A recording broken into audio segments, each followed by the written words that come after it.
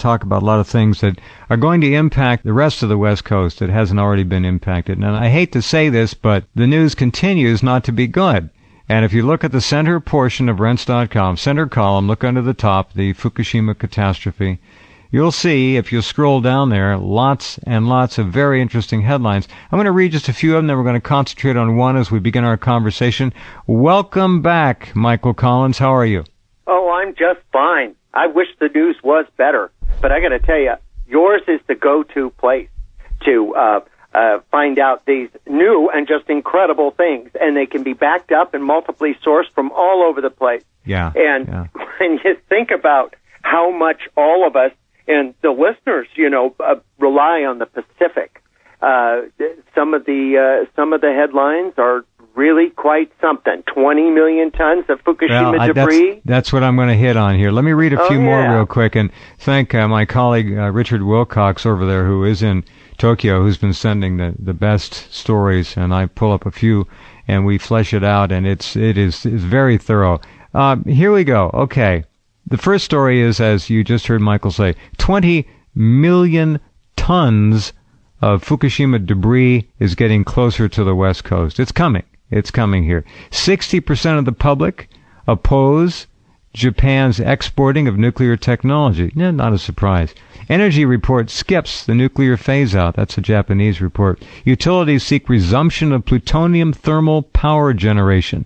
Fukushima Medical University gave potassium to its staff on 3/15/11.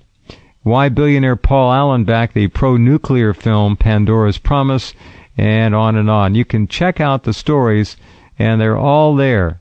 We cover the whole gamut of material for you in the center there. Now, this debris story, when you click on that, you'll see a graphic, and it is graphic. Man, does it show a pile of stuff coming this way. A Russian ship, which is out, I guess, north of Hawaii, something like that, reported that they are seeing all kinds of things floating. September 25th, this is September 25th, remember, 2011. Debris at that time was seen floating 3,200 kilometers from Japan. All right? A Russian ship was there. They saw a television set, a refrigerator, a couple of other home appliances. Later on September 27th, we keep sighting every day things like wooden boards, plastic bottles, buoys from fishing nets, small and big ones, an object resembling a wash basin, drums, boots, and other waste. Now, that was March 2011. And if you move forward on this thing, you'll watch where all this is going. In 2013, the Hawaiian coast was affected by a number of sightings. The people there were seeing things move past, and it's headed toward actually Northern California, Oregon, and Washington, and then up into B.C. pretty much. Tell us your take on all this. Oh, man. Jeff, we've talked about this. We broke this story, and the fact is, it's time to pay the Pacific Piper. This is not good. Now, people say, that's just stuff floating. How do you know it's hot? Well, there have been tests done through the Pacific that people can go see on our website under our radiation food lab, Jeff. We actually have tests out of the Pacific water itself. And even though there was one test we just saw recently, even though there was a steadying in the amount of strontium-90 taken at a certain spot in the Pacific that it leveled out, it was still 10,000 times over where it should have been. Now, when that graphic is worth the price of admission. That is journalism at its best. That really puts it to you. You see what's going on. But then you go, wait a minute. Any other proof? I mean, it is a good graphic. Well, I sent Jeff, and I'm sure he'll make it available to you, and it's available at EnviroReporter.com, and our latest comment from a gentleman in England named Richard. And he sent us a sea surface temperature map of anomalies in the Pacific that match exactly the graphic on Rense.com. Now, that's scary because what the anomaly is, the water's hotter. Now, why would the water be hotter in the exact area where the sea of goo is, why would it be hotter?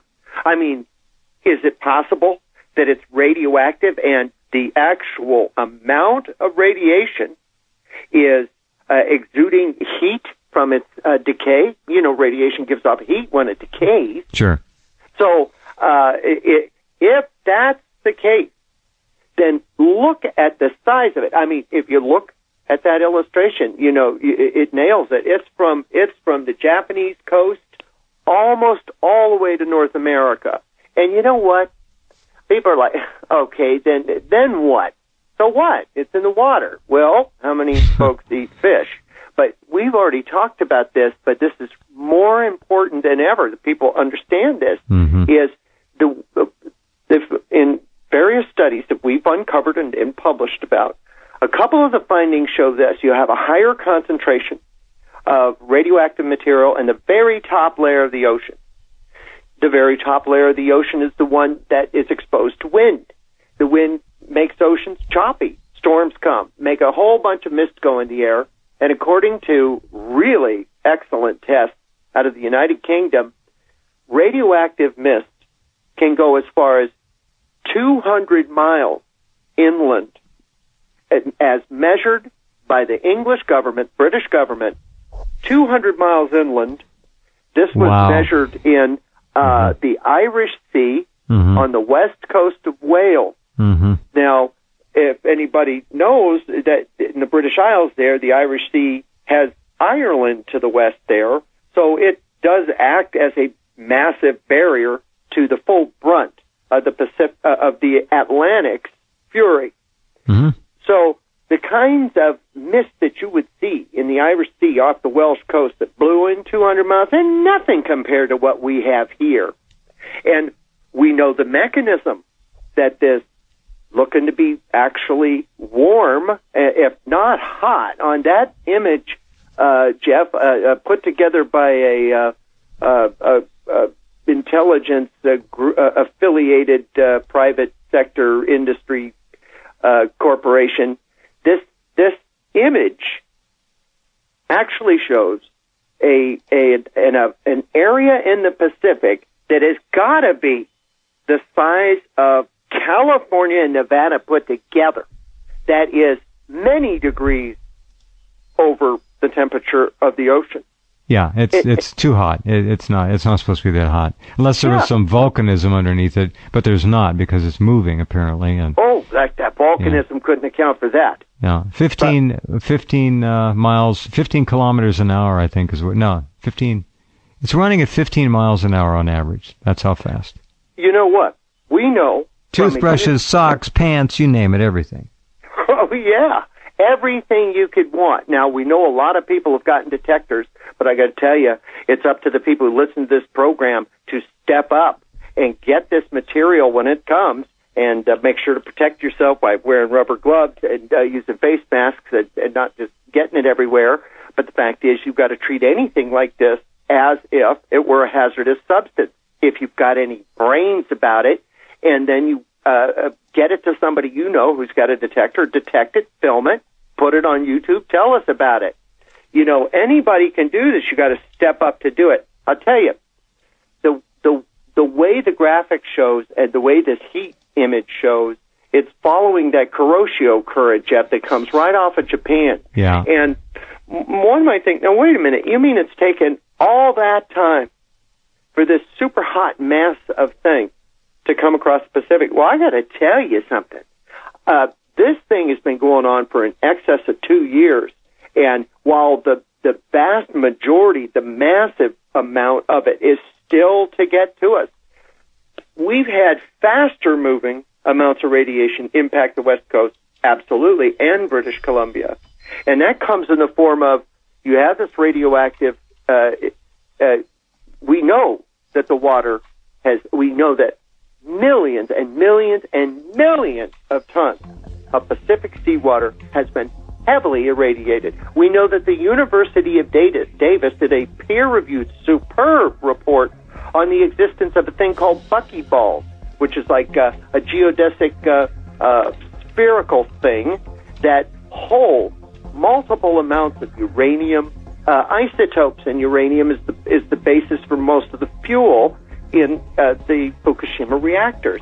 We know that buckyballs can just hammer away across the Pacific, and according to UC Davis, after a full year of recognizing them, analyzing them, having them in the laboratory, measuring their ionization potential, they hadn't gone down at all.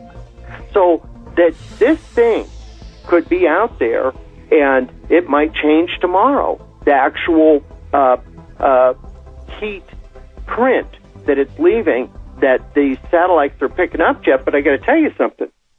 What we're faced with is the great unknown, and there are just a very few sites that you can get enough of the information that it's got any sense about you. You can put it together and go, this is what's going on. This is the single most serious environmental man-made disaster in the history of civilization. I agree. All right. We got to pause there, Michael. You just summed it up. I've said it before, and you just said it again, and it is what it is. 400 tons a day, admittedly, of groundwater that is highly radioactive being dumped into the Pacific. This has gone on for, 2 years now, right?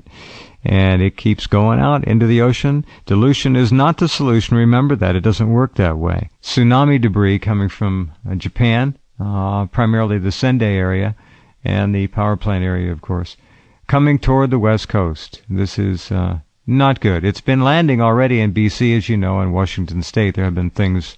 There was a dock that floated up on shore, a big concrete dock, and other things as well. Okay. Where do you want to go next with this?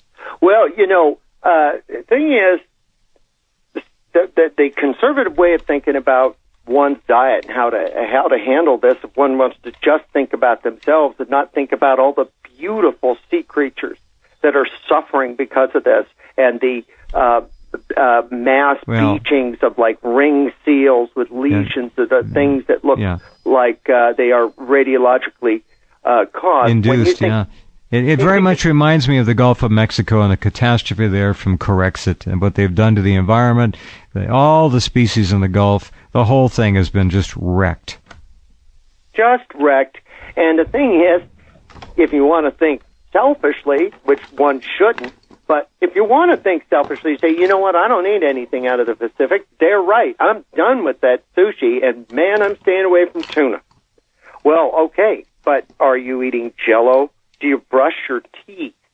Because the fact of the matter is, what we're also seeing impacted, and we've covered this since our very first round of testing Japanese seaweed, is that seaweed and kelp has been is like a sponge for this stuff, and so it collects and it becomes it ionizes.